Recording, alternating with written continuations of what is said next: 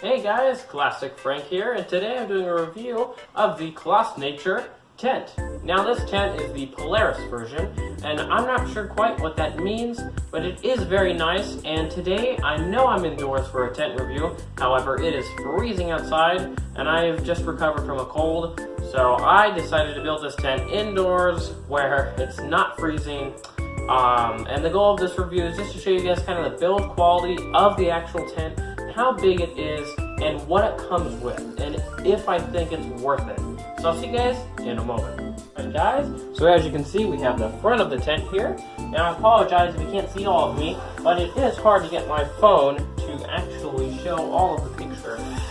So, you've got this nice big front door, opens up quite a bit, not completely, but more than enough to fit anything in here.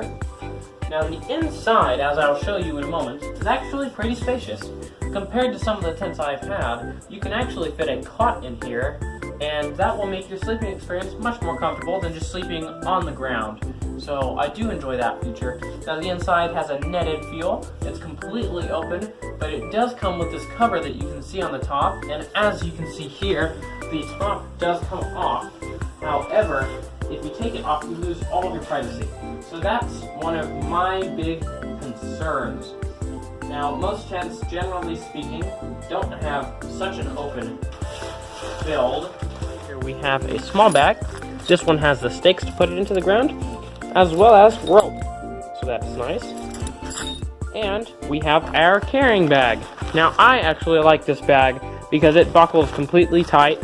It works very well, and surprisingly, it's pretty compact for most tents anyways.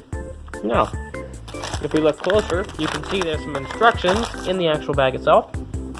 I liked this because there's no way you're going to lose it unless you lose the bag.